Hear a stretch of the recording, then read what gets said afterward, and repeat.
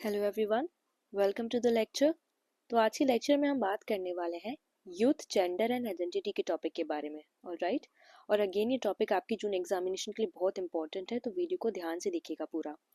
Video आगे बढ़ाने से पहले मैं आपको बता दूं, आप हमारी वेबसाइट shop.hindustanknowledge.com पर भी विजिट कर सकते हैं। यहाँ पर आपको आपके पेपर के लिए गेस्ट पेपर्स मिल जाएंगे। अपना सब्जेक्ट कोड डालना और उसके बाद में आपको यहाँ पे गेस्ट पेपर सारे मिल जाएंगे। ठीक है, तो अगर आप इन गेस्ट पेपर्स को पूरा कवर कर लेते हैं तो आपके 90 प्लस स्कोर आराम से आ सकते हैं, क्योंकि सिलेबस हमने पूरा कंप्लीट कर रखा है। ठीक है, तो इनको ज़रूर देखिएगा। इन केस अगर आपको कोई डाउट रहता है तो आप हमारे कॉन्टैक्ट नंबर पर भी कॉन्टैक्ट कर सकते हैं, which is 9580023321। Okay,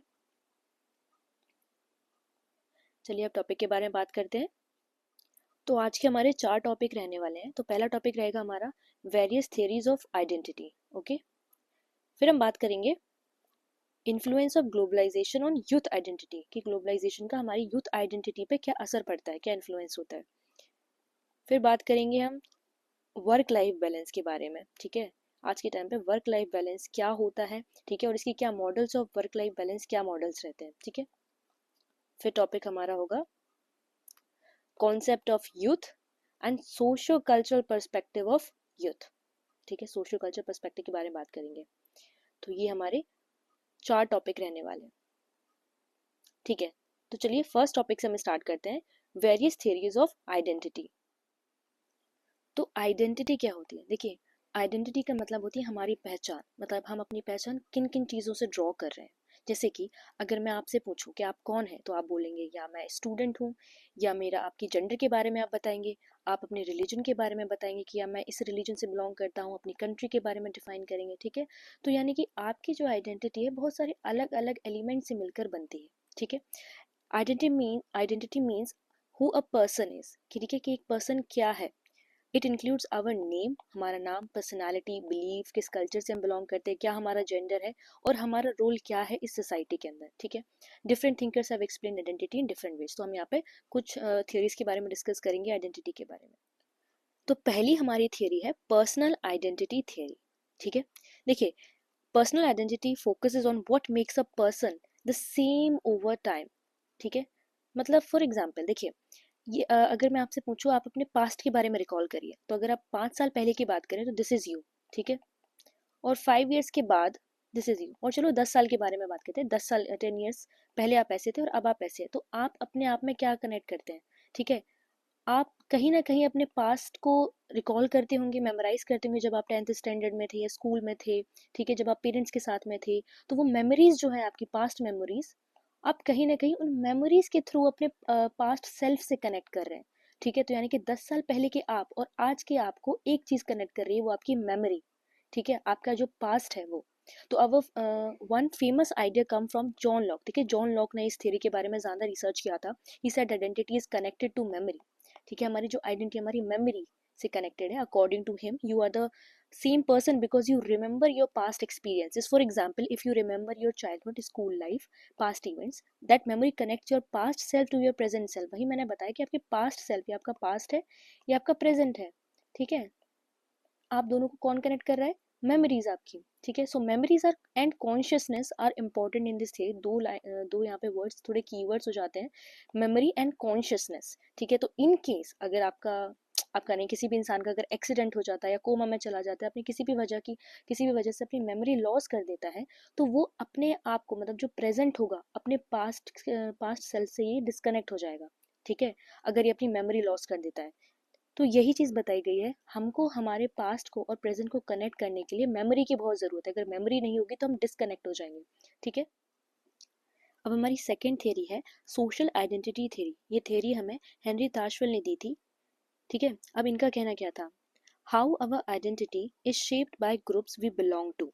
These groups can be based on religion, nationality, gender, caste, class, profession. देखिए, हम एज अ ह्यूमन, ठीक है, अपने आसपास जो हमारे ग्रुप्स प्रेजेंट हैं, ठीक है, ये ग्रुप्स कुछ भी हो सकते हैं, रिलीजियस ग्रुप्स हो सकते हैं, हमारी नेशनैलिटी हो सकती है, हम किस जेंडर से बिलोंग कर रहे हैं, हमारी कास्ट का क्या ग्रुप है, ठीक है, क्लास, प्रोफेशन, और बहुत सारी चीज़ें होती हैं। ठीक है, तो इन चीज़ों से हमारी आइडेंटिटी पे क्या इन्फ्लुएंस पड़ता है। ठीक है, इसी को सोशल आइडेंटिटी थ्योरी का नाम दिया गया है, हेनरी ताशवेल ने दी थी। He said that people feel proud of groups they belong to. For example, someone may identify as Indian, teacher, or a member of a sports team. These group memberships affect how we think and behave. Sometimes this theory also explain why conflict happen between different group. देखिए वही चीज़ है कि आप अपने आप को एक कम्युनिटी का ग्रुप हिस्सा मानते हैं, आप एक कम्युनिटी का मेंबर मानते हैं अपने आप को, वहीं दूसरा कोई जन है वो अपने आप को किसी और कम्युनिटी का मेंबर मानता है, ठीक है। तो आप में कहीं ना कहीं क्लैशेस होने की ज़्यादा संभावना है, ठीक है। आप अपनी कम्युनिटी मेंबर से ज़्यादा रिलेट कर पाएंगे, जबकि ये अपनी कम्युनिटी मेंबर से ज़्यादा रिलेट कर पाएगा, ठीक है। और आप एक दूसरे से कम रिलेट कर पाएंगे। तो वही चीज़ बताई गई है कि सोशल आइडेंटिटी थ्योरी, कि आपकी जो आइडेंटिटी है, आपकी जो सराउंडिंग सोशल ग्रुप्स हैं, ठीक है, उनसे भी शेप होती है। आप अपने आप को अपने जेंडर, कास्ट, नेशनैलिटी, रिलीजन उनसे ज़्यादा कनेक्ट कर पाते हैं रादर देन किसी दूसरे जेंडर या किसी दूसरे आइडेंटिटी से, ठीक है। अब हम बात करते हैं हमारी कल्चरल आइडेंटिटी थियरी के बारे में। देखिए कल्चर क्या होता है। कल्चर में हम लैंग्वेज को काउंट कर सकते हैं, हमारा ट्रेडिशन मतलब हमारी परंपराएं क्या थी, फूड को हम इंक्लूड कर सकते हैं, ड्रेस, वैल्यूज को इंक्लूड कर सकते हैं, ठीक है। तो culture identity theory says that culture plays a big role in shaping who we are. हम क्या है, हमारी क्या आइडेंटिटी, हमारी सोच क्या है, ये हमारा कल्चर भी कहीं ना कहीं डिसाइड करता है। फॉर एग्जाम्पल अगर हम देखें तो rural village may have different identity from someone growing in big cities, ठीक है। कहीं ना कहीं आप कह सकते हैं कि जो बिग सिटीज होती है वहाँ पे थोड़ा लिबरल लोग ज़्यादा मिल जाते हैं, जबकि रूरल विलेजेस में आपको ट्रेडिशनल और ट्रेडिशन फॉलो करने वाले लोग ज़्यादा मिलेंगे। वो अपने आप को उन चीज़ों से ज़्यादा कनेक्ट कर पाते हैं, अपनी आइडेंटिटी को उन चीज़ों से ज़्यादा कनेक्ट कर पाते हैं, राइट। जबकि बिग सिटीज़ में आप देखेंगे थोड़ा सा ज़्यादा लिबरल माहौल हो जाता है। तो इस तरीके से आपका जो कल्चर है, आपके आसपास जो कल्चर है, वो आपकी आइडेंटिटी को इफेक्ट करता है, ठीक है। Our culture background influences our beliefs and lifestyle. This theory highlights the importance of heritage and share history. Alright, अब हम बात करते हैं जेंडर आइडेंटिटी थियरी की। देखिए, it explains that gender identity may or may not be the same as the biological sex assigned at birth. देखिए sociology में आप एक फेमिनिस्ट थिंकर को स्टडी करेंगे, आन ओकले। ये एक्चुअली बताती है कि जो सेक्स है और जो जेंडर है, ये दो अलग अलग कॉन्सेप्ट्स हैं। सेक्स जो हमारा बायोलॉजिकल कॉन्सेप्ट है, जिसमें हमको बर्थ से ही असाइन कर दिया जाता है कि मेल है या फीमेल है, सेक्स सिर्फ दो होते हैं, ठीक है। जबकि जेंडर जो होता है ये एक थोड़ा ब्रॉड कॉन्सेप्ट है, और ये समाज ने बनाया, ये बायोलॉजिकल नहीं होता है, ये समाज ने कंस्ट्रक्ट किया। तो ये सोशली कंस्ट्रक्टेड कॉन्सेप्ट है ये। और यहाँ पर हम फेमिनिटी और मैस्कुलिनिटी के बारे में पढ़ते हैं, मतलब कि मेन और विमेंस को क्या क्या रिस्पॉन्सिबिलिटी दी जाएंगी, क्या क्या इनके रोल्स होंगे समाज में, ये सब कुछ समाज अपने हिसाब से तय करता है। मतलब जैसे कि मेंस को बोला जाता है ब्रेड अर्नर होते हैं, प्रोवाइडर्स होते हैं, मतलब फाइनेंशियल चीज़ें जो है मेंस ज़्यादा संभालेंगे, बाहर का काम मेंस ज़्यादा करेंगे। विमेन का मतलब विमेन का काम होता है घर की रिस्पॉन्सिबिलिटी संभालना, ठीक है, चाइल्ड की केयर करना। ये सारी चीज़ें रिस्पॉन्सिबिलिटी जो है मेन और वुमेन के बीच में डिवाइड कर दी गई है। इसी को बोला जाता है जेंडर, मेल जेंडर और फीमेल जेंडर, ठीक है। अब मैं बता दूं, society also influence how people see gender roles such as expectations from men and women। वही मैंने आपको बताया। This theory support the idea that gender identity is personal and can vary from person to person। बस इस theory में ये बताया गया जो gender है, ठीक है। जैसे हम अपने अदर सेक्स के बारे में भी बात करते हैं, ट्रांसजेंडर्स के बारे में बात करते हैं, तो जो जेंडर जो कॉन्सेप्ट है वो एक बहुत पर्सनल कॉन्सेप्ट है, ठीक है। ये अलग अलग पर्सनस पे ये वेरी करता है, ऑलराइट, ठीक है। अब हम बात करेंगे अपनी last theory which is psychological theory of identity. देखिए सोशोलॉजी में एक और थिंकर हमारे आते हैं, एरिक एरिक्सन, ठीक है। ये बताते हैं कि identity is form through personality, emotions and life experiences, ठीक है। And that identity develops in stages specially during adolescence. मतलब इनका कहने का मतलब होता है जो आइडेंटिटी है ना, ये अलग अलग स्टेजेस में गुजरती है और उसके बाद में अपने आप को डेवलप करती है विद ईच स्टेज, ठीक है। जैसे अगर मैं आपको बताऊँ, आप जब स्कूल से बाहर निकले होंगे, ठीक है, आपने ट्वेल्थ पास किया होगा अपना, और जब आप बाहर गए होंगे तो आपको कुछ भी आइडिया नहीं होगा कि आपको करियर में अचीव क्या करना है। मतलब मोस्टली लोगों को ये आइडिया नहीं होता है, ठीक है। उनको नहीं पता होता उनको किस फील्ड में जाना है, क्या उनको कॉलेज में सब्जेक्ट चूज करने हैं, उनको नहीं पता होता है, ठीक है। तो वो जो टर्म होता है, वो जो कंडीशन होती है, उसको आइडेंटिटी क्राइसिस बोलते हैं। मतलब ये होता है कि आपको क्या अचीव करना है लाइफ में, आपके क्या गोल्स हैं, ये आपको क्लियर नहीं होता, आपको लाइफ की क्लैरिटी नहीं होती है, ठीक है। और फिर आप फर्दर अपनी लाइफ में जब आगे बढ़ते हैं तो आपको और भी ज़्यादा एक्सपीरियंसेस मिलते हैं, और वो आपकी आइडेंटिटी को फर्दर शेप करता है, ठीक है। तो इसी चीज़ को बताया गया है कि आपकी जो आइडेंटिटी है, आप यहाँ थे, आपको लाइफ के एक्सपीरियंस मिले, आपकी आइडेंटिटी फिर और भी ज़्यादा डेवलप हुई, ठीक है। यही चीज़ बताया गया इस थ्योरी में। तो कंक्लूजन हमारा यही है कि identity is not just one thing. मतलब हमारी जो आइडेंटिटी है बहुत सारे अलग अलग फैक्टर से शेप होती है, हमारी मेमोरी से शेप होती है, हमारी सोसाइटी से शेप होती है, हमारे कल्चर से, जेंडर से, हमारे खुद के पर्सनल एक्सपीरियंस से शेप होती है, और अलग अलग थियरीज इसको डिफाइन करते हैं जो थियरी हमने पढ़ ली है। ठीक है, अब हम बात करते हैं अपने नेक्स्ट टॉपिक पे, which is influence of globalization on youth identity. सबसे पहले मैं आपको बता दूं कि यूथ एज हमारी बहुत ज़्यादा प्रोडक्टिव एज होती है, क्योंकि यूथ एक ऐसा फेज होता है जहाँ पर हम रिस्क टेकिंग को बियर कर सकते हैं। मतलब ये है कि हम अपनी लाइफ में रिस्क ले सकते हैं। ठीक है, हम बहुत ज़्यादा लर्निंग की स्टेज में होते हैं, हम सीखने की स्टेज में होते हैं, हम बहुत सारी चीज़ें अचीव करने की स्टेज में होते हैं, हमें बहुत एनर्जी होती है, पोटेंशियल होता है। तो अगर हम इस एनर्जी और पोटेंशियल को राइट डायरेक्शन में अगर लगा देते हैं तो हम कुछ बहुत कुछ अचीव कर सकते हैं। ठीक है, तो ग्लोबलाइजेशन क्या होता है? देखिए, globalization means the world is becoming more connected. ठीक है, through the internet, social media, travel, trade, music, movies and education. आज के अगर हम टाइम को देखें, इट्स अ ग्लोबलाइज्ड वर्ल्ड। ठीक है, हम हमारा जो पूरा सारी की सारी कंट्रीज एक दूसरे से कनेक्टेड है किसी ना किसी तरीके से, ट्रेड के तरीके से, म्यूजिक, मूवीज, एजुकेशन, हर चीज़, हर कंट्री एक दूसरे से कनेक्टेड है। बिना कनेक्शन के कोई भी कंट्री आइसोलेशन में एग्जिस्ट नहीं कर सकती, हमको दूसरी कंट्री से हेल्प की ज़रूरत होती ही होती है। ठीक है, और इसीलिए ग्लोबलाइजेशन और भी ज़्यादा इंपॉर्टेंट हो जाता है। Youth identity means how young people understand who they are, what they believe in, and how they want to live. Globalization has both positive and negative effect on youth identity. मैंने आपको बताया कि इस time पे अगर हम globalisation, मतलब अगर हम एक यूथ स्टेज में हैं और हमारे सराउंडिंग ग्लोबलाइजेशन हो रहा है, तो हमारे पे पॉजिटिव इफेक्ट भी पड़ सकते हैं और नेगेटिव इफेक्ट भी पड़ सकते हैं। ठीक है, तो वही हम डिस्कस करेंगे अभी। तो अब हम पढ़ते हैं exposure to different cultures.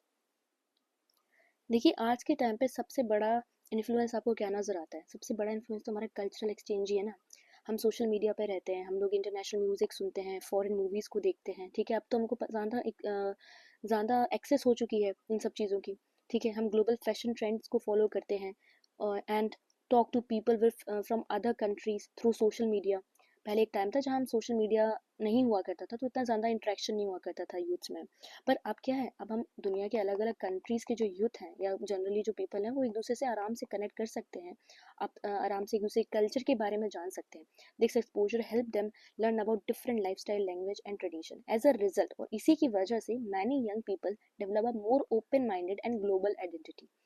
They may feel connected not only to their own country but also to wider world. देखिए, यूथ जो है ना, अब क्योंकि हमारे पास में एक्सेस है, हम जान सकते हैं कि देखिए, जापान का कल्चर फेमस है उनकी पोलाइटनेस के लिए। ठीक है, उनके डिसिप्लिन के लिए। तो हम जापान से डिसिप्लिन सीख सकते हैं। ठीक है, किसी और कंट्री, अगर हम यूएसए की बात करें तो वो किस तरीके से चाइना की अगर हम बात करें तो टेक्नोलॉजी में किस तरीके से जो स्टूडेंट है, स्पोर्ट्स में किस तरीके से वो कितनी बेटर है, हम उनसे सीख सकते हैं। तो ये सारी चीज़ें हमें बहुत ज़्यादा इन्फ्लुएंस करते हैं, एक यूथ को बहुत इन्फ्लुएंस करते हैं। और इसी चीज़ से क्या है कि आज की जो यूथ है बहुत ज़्यादा ओपन माइंडेड है, क्योंकि उन्हें पता है कि दुनिया में क्या क्या चलता है, दुनिया में बहुत सारी चीज़ें हैं। ठीक है, एंड ग्लोबल आइडेंटिटी को वो ज़्यादा रिकग्नाइज कर पाते हैं, अपने आप को अपनी कंट्री से तो रिलेट करते ही हैं, साथ साथ में एक वर्ल्ड से रिलेट कर पाते हैं। एक ह्यूमैनिटी वाला कॉन्सेप्ट यहाँ पर आ जाता है। ठीक है, अब हम बात करते हैं impact of social media and technology. देखिए, social media plays a big role in shaping youth identity. ये सोशल मीडिया की वजह से कहीं ना कहीं ग्लोबलाइजेशन की जो स्पीड है और भी ज़्यादा तेज़ हो गई है। यहाँ पे youth people often follow global influencer, celebrities and trend. वही सोशल मीडिया पे क्या होता है, हम बाकी लोगों की लाइफ देखते हैं कि इंटरनेशनली कि लोगों को किस तरीके से ट्रेंड चल रहा है, क्या सेलिब्रिटीज़ लाइफ फॉलो कर रहे हैं, क्या इन्फ्लुएंसर्स लाइफ स्टाइल फॉलो कर रहे हैं, हम इन सब चीज़ों को देखते हैं। ठीक है, अलग अलग कंट्रीज़ में किस तरीके का फैशन स्टाइल फॉलो होता है। उसके बाद में way of speaking, interests based on what is popular online. ठीक है, जो चीज़ पॉपुलर होती है उस पर उससे बहुत ज़्यादा इन्फ्लुएंस हो जाते हैं। Technology also allows them to express themself through photos, pictures and post. और लोग अपने आप को भी एक्सप्रेस करते हैं दूसरों के सामने, अपनी भी पोस्ट शेयर करते हैं, अपनी भी फोटो शेयर करते हैं, वीडियो शेयर करते हैं। बट इसका नेगेटिव पॉइंट ये होता है कि हम अपने आप को दूसरों से कंपेयर करना स्टार्ट कर देते हैं। हम देखते हैं कि बाकी लोगों की लाइफ कितनी अलग है हमसे। ठीक है, अब हम बात करते हैं changes in values and lifestyle की। देखिए, globalization can influence young people's values and attitude. देखिए, कोई अगर इंडियन है, ठीक है, अगर कोई इंडियन इंडिया से बाहर जाता है, जैसे यूएसए जैसी कंट्रीज में जाता है या चाइना में जाता है, ठीक है, जापान में जाता है, तो यहाँ पे वो कुछ अलग वैल्यू सीखेगा, ठीक है। अगर मैं आपको थोड़ा एक एग्जांपल लेके बताऊँ, जैसे इंडिया में कास्टिज्म फॉलो होता है, ठीक है, मोस्टली, ठीक है, अभी भी मैंने आपको लास्ट लेक्चर में भी यही बताया था कास्टिज्म किस तरीके से अभी भी प्रेवलेंट है। मैरिजेस के टाइम पे हमको ये और भी ज़्यादा देखने को मिल जाता है, किस तरीके से हम कास्ट देखकर शादियाँ करना प्रेफर करते हैं। तो जैसे ही अगर इसने यूएसए में गया और ये अदर कंट्रीज में गया, ग्लोबलाइजेशन के थ्रू इसने सीखा कि किस तरीके से ये सारी चीज़ें मैटर नहीं करती हैं, और ये इंडिया में भी अब ये पर्सन जो है वो अपनी शादी कास्ट को देखकर नहीं करेगा, राइट। तो ये चेंज आ जाते हैं, बट इसकी जो फैमिली है, ठीक है, इसके जो परिवार वाले हैं तो ओल्ड वैल्यूज को ही फॉलो करते हैं, तो इनको इस बात से प्रॉब्लम होगी, ठीक है। ये जस्ट एक एग्जाम्पल की तरह मैंने बताया, बहुत सारी और भी चीज़ें हैं जो वैल्यूज़ में आती हैं, ठीक है, जो इंडियन वैल्यूज़ और बाहर की वैल्यूज़ में डिफर करती हैं, तो वही मैंने आपको भी बताया। Ideas about freedom, equality, career choices, ठीक है, relationship spread quickly across countries. Many young people start thinking differently from older generation. वही मैंने आपको बताया, आइडियाज चेंज हो जाते हैं, विचारधारा चेंज हो जाती है. They may prefer modern lifestyle, focuses on personal goal and support global issues like climate change and human rights. जब हम ग्लोबलाइजेशन के थ्रू बहुत सारी चीज़ों के बारे में पढ़ते हैं, सीखते समझते हैं, तो हमको पता चलता है क्या चीज़ें इंपॉर्टेंट है क्या नहीं.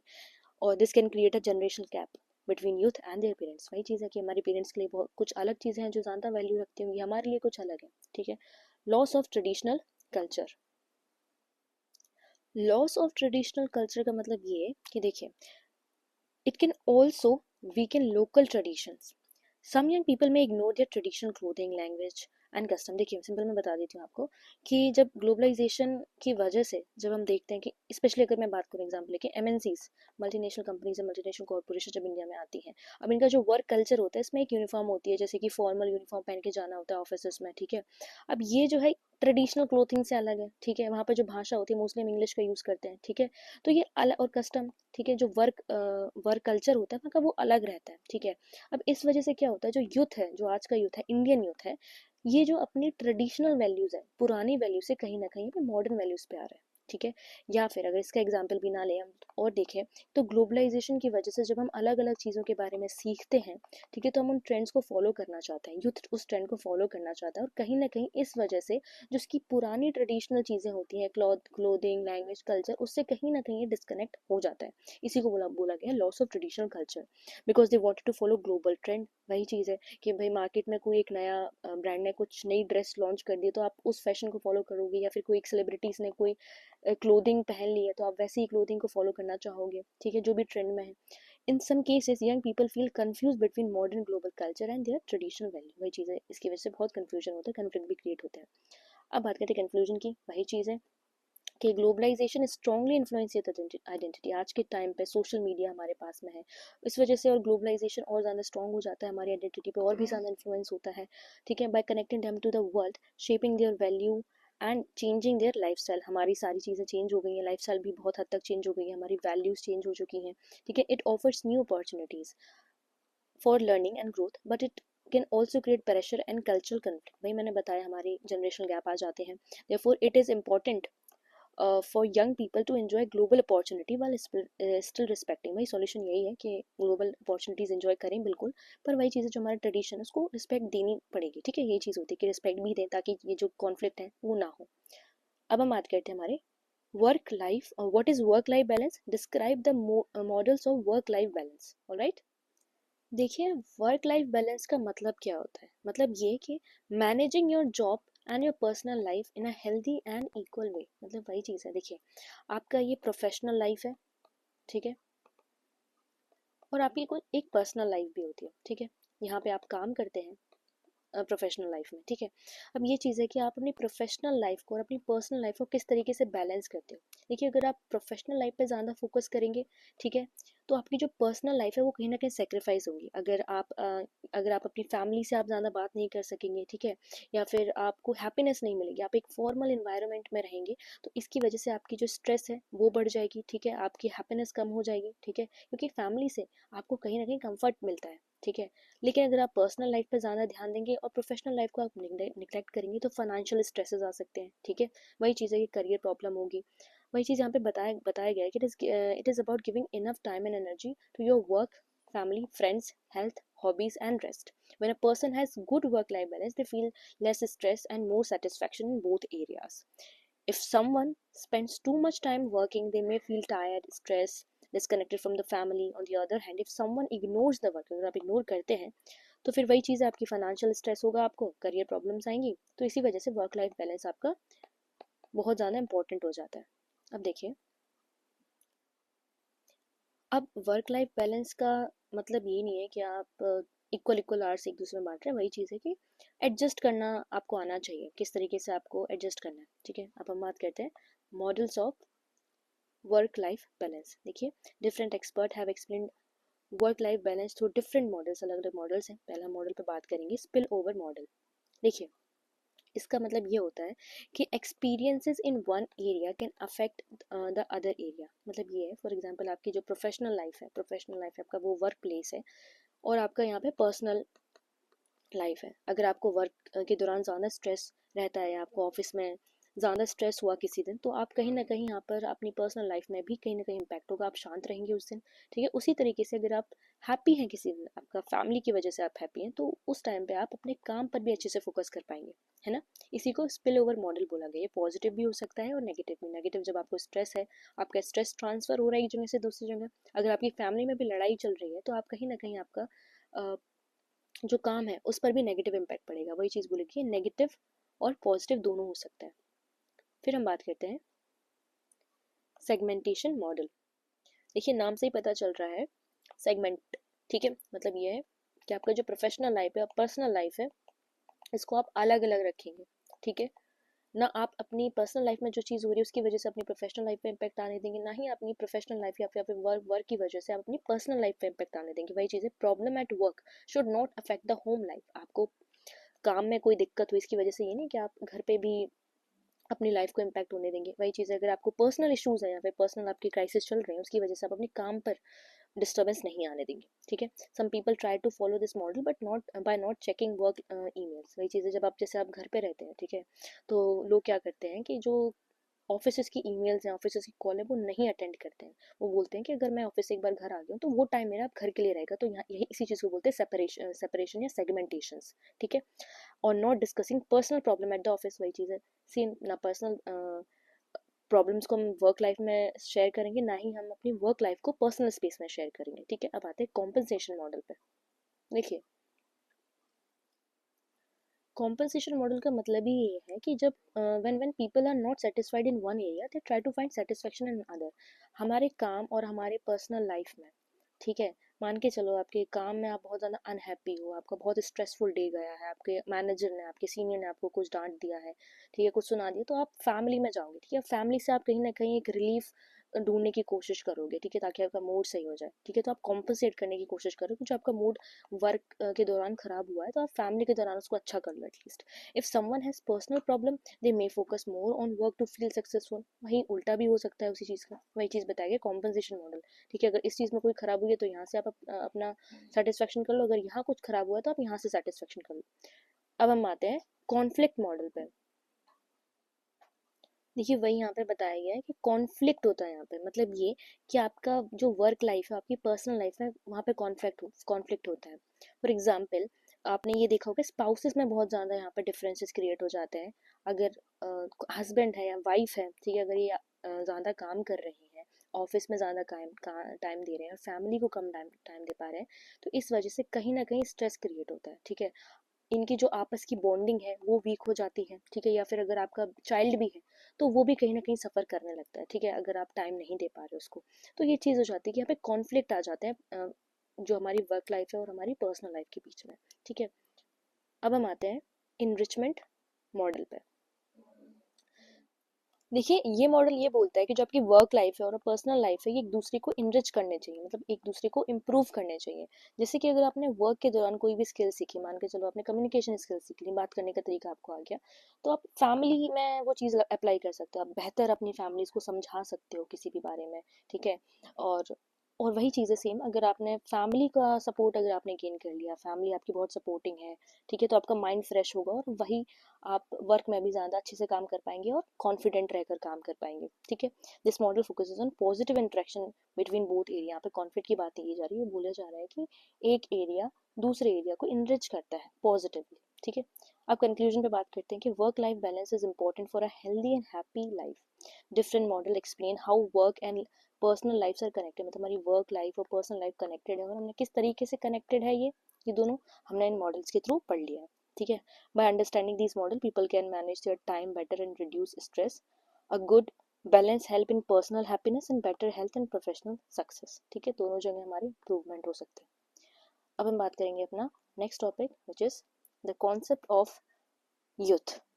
Discuss the socio cultural perspectives of youth. देखिए, यूथ स्टेज के बारे में मैंने आपको पहले भी बताया था. It is a period between childhood and adulthood. ठीक है. During this time a person grow physically, emotionally, socially and mentally.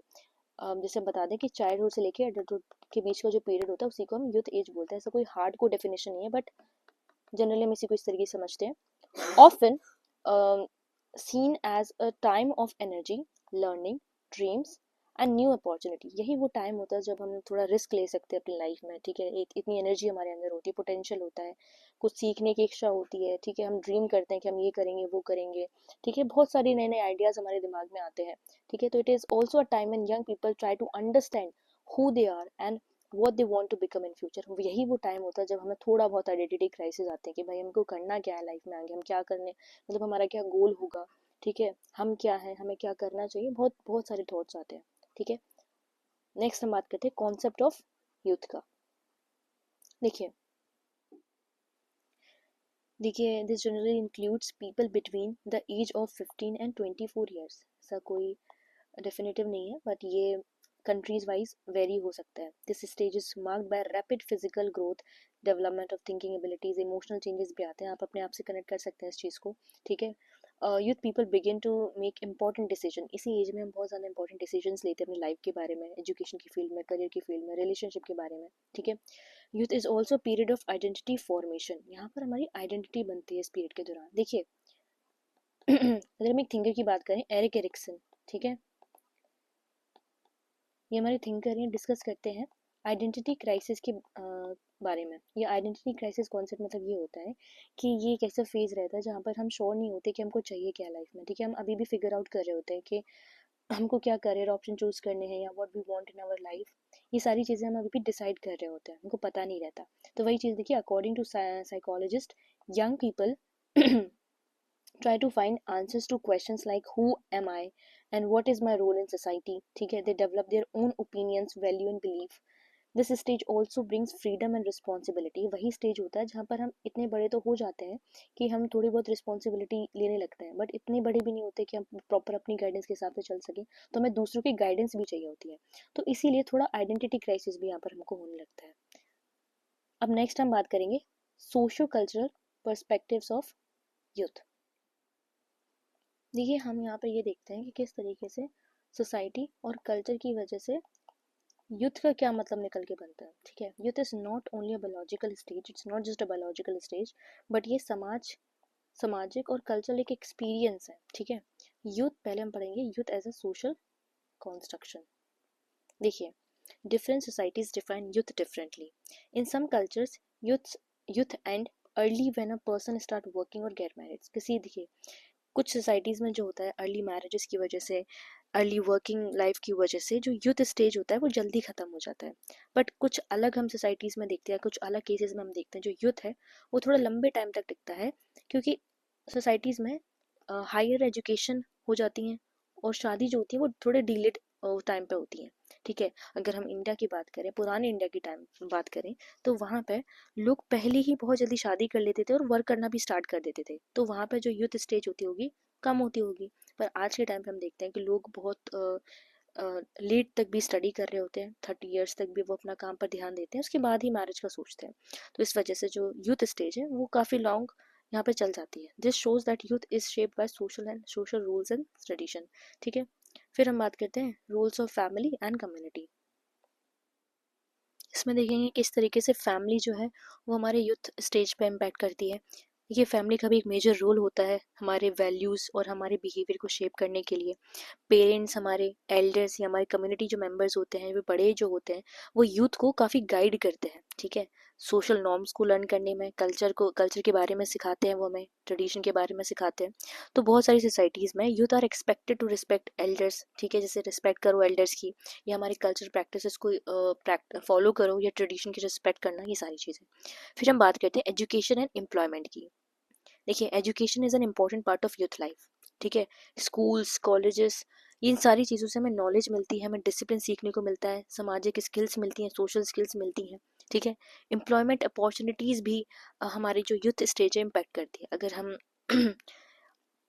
Unemployed हैं तो ये हमारे लाइफ में कहीं ना कहीं फ्रस्ट्रेशन क्रिएट कर देता है, ठीक है, फाइनेंशियल स्ट्रेस क्रिएट कर देता है। While good job opportunities can help youth become independent and confident. और वही चीज़ है कि अगर जॉब अपॉर्चुनिटीज़ आना है तो जो हमारी यूथ है उनको ज़्यादा इंडिपेंडेंस मिलती है, कॉन्फिडेंस मिलता है, ठीक है। अब हम बात करते हैं मीडिया एंड टेक्नोलॉजी की। अब देखिए, सोशल मीडिया, टेलीविज़न, इंटरनेट, ये तो यूथ लाइफ में बहुत ज़्यादा इन्फ्लुएंस क्रिएट करते हैं, ठीक है। लाइफस्टाइल कैसी होनी चाहिए, फैशन क्या फॉलो करना चाहिए, क्या भाषा ट्रेंडिंग में है, ठीक है, ओपिनियंस, ठीक है, ये सारी चीज़ें बहुत ज़्यादा इन्फ्लुएंस करते हैं हमारे यूथ स्टेज में, ठीक है। Technology connect youth globally but can also create pressure and competition, वही मैंने आपको बताया था, ठीक है। कंक्लूजन पे आते हैं तो वही चीज़ है, देखिए यूथ जो है बहुत डायनेमिक और पावरफुल स्टेज है। ये सिर्फ और सिर्फ बायोलॉजिकल ग्रोथ नहीं होती यहाँ पे, ठीक है, बट ऑल्सो जो सोशो कल्चरल फैक्टर्स है, इनकी वजह से भी कहीं ना कहीं जो यूथ स्टेज है उस पर इन्फ्लुएंस देखने को मिलता है।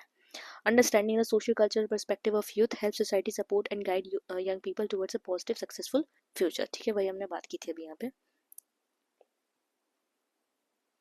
तो ये हमारा कंप्लीट हो चुका है।